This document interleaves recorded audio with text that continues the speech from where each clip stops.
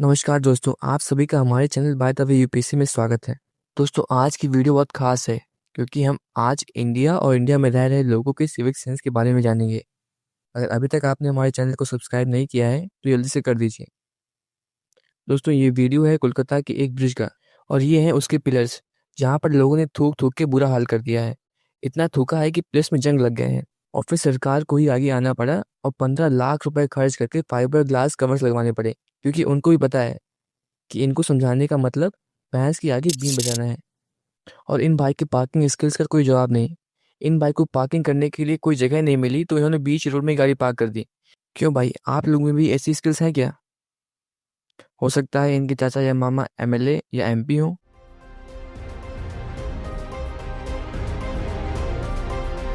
और ये नज़ारा किसी कूड़ेदान का नहीं है। आप लोग समझ ही गए होंगे कि ये नज़ारा है हमारे इंडियन रेलवेज का। आर्यभट्ट ने जब जीरो का इन्वेंशन किया होगा तो इंडिया की सिविक सेंस को देख के ही किया होगा, क्योंकि इंडियंस के पास सिविक सेंस नाम की कोई चीज़ ही नहीं है।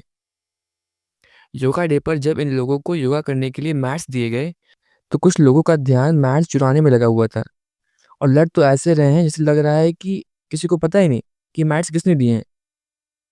और ये बात खाली इंडिया में ही नहीं है, ये लोग देश का नाम रोशन करने के लिए बाहर ही पहुंच जाते हैं। इन लोगों को पहचान की ज़रूरत नहीं होती। ये लोग अपनी हरकतों से बता देते हैं कि ये लोग इंडिया से आए हैं। और ऐसा नहीं कि इन भाई को कुछ समझ नहीं आ रहा है, ये लोग ऐसी चीज़ें जानबूझ कर करते हैं ताकि ये सबकी नज़र में आ जाए। बीच सड़क में खड़े होकर नाचना, आते-जाते लोगों को परेशान करना इनकी पुरानी आदत है। और फिर ये लोग बोलते हैं कि फॉरेनर्स हमारे साथ रेसिज्म करते हैं।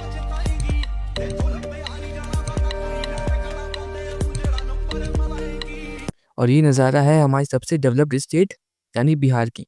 इन लोगों को वंदे भारत दी गई तो इन लोगों ने उसका स्वागत ऐसे किया। इन लोगों को सिविलाइज बनाना उतना ही मुश्किल है जितना कुत्ते की पूंछ सीधी करना।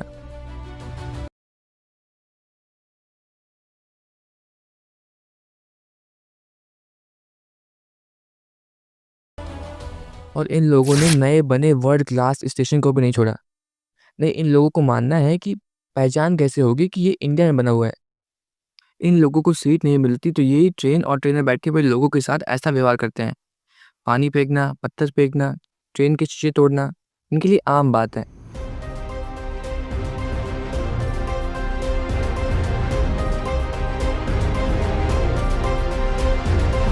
और ये सब चल ही रहा था कि मराठी लैंग्वेज का भी वॉर शुरू हो गया। हिंदी मराठीत बोल. का नाही येत? कुठे ऑफिसला कामाला आहे? क्यों बोला तो? मराठी बोलायला लागणार तुला. का नाही बोलणार तू मराठी? का नाही बोलणार मराठी? का नाही बोलणार मराठी? तू महाराष्ट्रात कशाला राहते? महाराष्ट्रात कशाला राहते? महाराष्ट्रात कशाला राहते तू? मेरी मर्जी से रहती मग हूँ. निघायचं आता मेरा खुद का घर है. इकडनं निघायचं महाराष्ट्रातून. मेरा महाराष्ट्रातून मेरी निघायचं. मर्जी से रहती क्यों? हूँ. मेरे खुद का घर है. किधर काय? मेरा किधर? खुद का गाँव घर किधर है तेरा? मेरे गांव का इंतजार आप है. फिर मेरा गांव मराठी में बात करने का. मराठी में बात कर. क्या कर लोगे? भाषा से बात करूँ. मेरा सवाल ओके. मेरी मर्जी. पहले इन लोगों को हिंदी से प्रॉब्लम थी और अब इन लोगों को इंग्लिश से भी प्रॉब्लम शुरू हो गई है। और ये काम आम जनता का नहीं है, ये काम कुछ गिरी हुई पॉलिटिकल पार्टीज़ का है। ये लोग न्यूज़ में आने के लिए और अपनी पार्टी का नाम रोशन करने के लिए ऐसे काम करते हैं। और आम जनता तो है ही बेवकूफ़, भेड़ बकरियों की तरह इनके पीछे पीछे चल देती है। और यही पॉलिटिकल पार्टीज़ गायब हो जाएंगी जब बात होगी एजुकेशन या वुमेन सेफ्टी का। और ये भाई अपना गुस्सा और दम दिखा रहे थे क्योंकि इन भाई का यूपीएससी का एग्ज़ाम जो छूट रहा था। इस वीडियो के बारे में आप कमेंट करिए और बताइए कि इन लोगों के साथ ऐसा होना चाहिए या नहीं।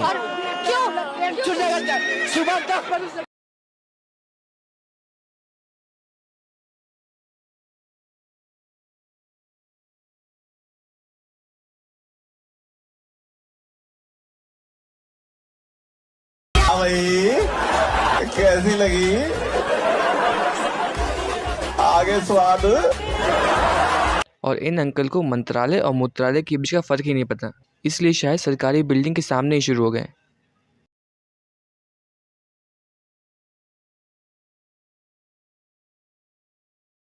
ऐसी और वीडियोस के लिए चैनल को लाइक और सब्सक्राइब करना मत भूलिएगा।